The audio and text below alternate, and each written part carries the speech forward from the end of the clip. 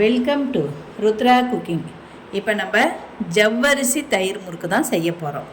அது எப்படி செய்யறதுன்னு நம்ம வீடியோக்குள்ளே போய் பார்க்குறதுக்கு முன்னாடி நீங்கள் நம்ம சேனலை மறக்காமல் சப்ஸ்கிரைப் பண்ணிக்கோங்க, சமையல் பண்ணுங்கள், ரொம்ப ரொம்ப சந்தோஷமாக இருங்க.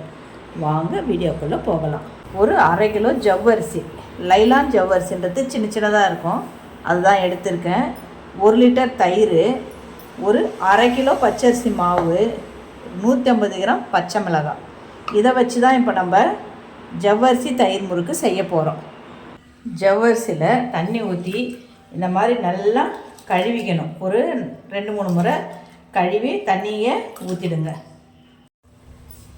ஜவ்வரிசியை நான் 2-3 முறை தண்ணி ஊற்றி நல்லா கழுவியாச்சு. இப்போ இதில் இருக்கிற தண்ணி எல்லாம் நல்லா வடிகட்டியாச்சு.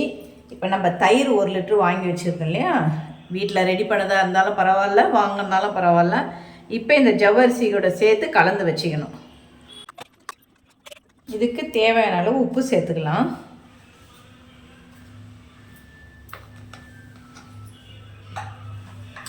உப்பு சேர்த்து நல்லா கலந்து வச்சுக்கலாம். இதை பாருங்கள், இந்த அளவு இருக்கணும். இப்படி இருந்தால் தான் அந்த ஜவ்வரிசி ஊறி கரெக்டாக இருக்கும். நம்ம இதை அரைச்சிக்கணும், அதனால் இந்த அளவுக்கு இப்படி இருக்கணும் ஜவ்வரிசி. இந்த பதத்துக்குள்ள இருக்கும்போது நம்ம இது மாதிரி ரெண்டத்தையும் கலந்து இது மூடி வச்சிடலாம். இது ஒரு 10 மணி நேரம் அப்படியே ஊறணும். இந்த தயிரில் இந்த ஜவ்வரிசி ஒரு 10 மணி நேரம் ஊறணும். இதை அப்படியே நம்ம மூடி வச்சிடலாம். 10 hours later.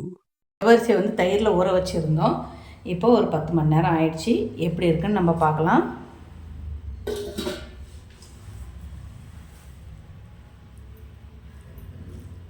இந்த மாதிரி நம்ம தயிரில் தானே சேர்த்து ஊற வச்சுருந்தோம், நல்லா ஊறி இருக்குது. இப்போ நம்ம இதை ஒரு மிக்சியில் சேர்த்து அரைச்சிக்கலாம்.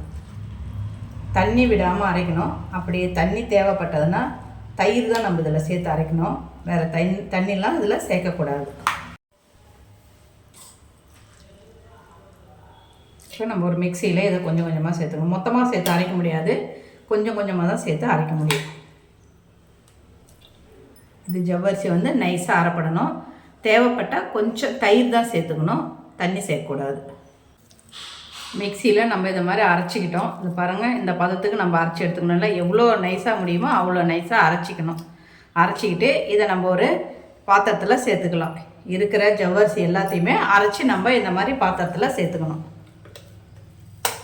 நம்ம எல்லா ஜவ்வரிசியுமே அரைச்சி எடுத்துக்கிட்டாச்சு. இப்போ அதே மிக்சியில் பச்சை மிளகா 150 கிராம் எடுத்துருக்கோம் இல்லையா, அதை அரைச்சிக்கணும். இப்போ அந்த மிக்சி ஜார்லேயே நான் 150 கிராம் பச்சை மிளகா எடுத்துருக்கோம், அதை அதில் சேர்த்து நம்ம அரைச்சி எடுத்துக்கலாம். இதையும் நைஸாக அரைக்கணும்.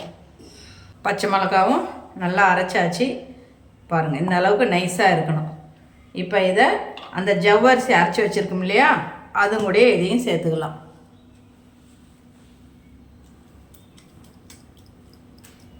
பச்சை மிளகாய் அரைச்ச விழுதி நம்ம இதில் சேர்த்துக்கிட்டோம்.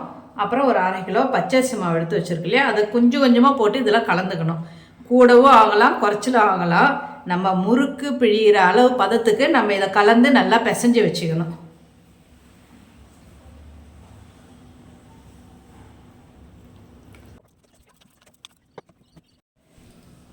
மாவை இந்த அளவுக்கு பதமாக நம்ம பிசைஞ்சு வச்சுக்கலாம். இது கரெக்டான பதம். இந்த அளவுக்கு மாவை நம்ம நல்லா பிசைஞ்சு வச்சுக்கலாம். இப்போ நான் முறுக்கு பிழியறதுக்கு இந்த அச்சு தான் எடுத்திருக்கேன். இந்த அச்சு வச்சு தான் நான் முறுக்கு பிழிய போகிறேன்.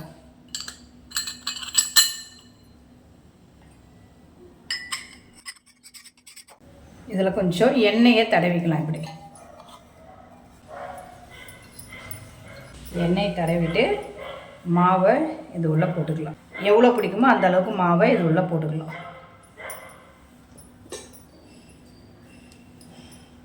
நான் ஒரு வானல் வச்சுருக்கேன், அதில் ஒரு 1.5 லிட்டரு எண்ணெய் ஊற்றிருக்கேன்.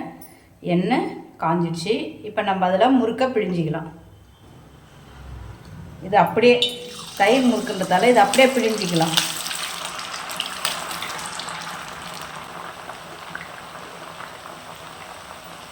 இப்போ ஒரு பக்கம் வெந்திருக்கு லேசாக. திருப்பி போட்டுக்கலாம். 2 பக்கமும் நல்லா வெந்துடுச்சுன்னா நம்ம ஒரு தட்டில் எடுத்துக்கலாம். முறுக்கு 2 பக்கமும் நல்லாவே வெந்துடுச்சு. இப்போ நான் ஒரு தட்டில் எடுத்துக்கலாம். தயிர் ஊற்றிருக்கிறதால கொஞ்சம் சிகப்பு கலரில் தான் இருக்கும். கலர் இப்படி தான் இருக்கும். நம்ம தயிர் சேர்த்துருக்கோம் இல்லையா, அதனால் இந்த கலரில் தான் வரும். இப்போ நம்ம ஒரு தட்டில் இதை எடுத்துக்கலாம். நான் இதில் டிஷ்யூ பேப்பர் வச்சுருக்கேன்.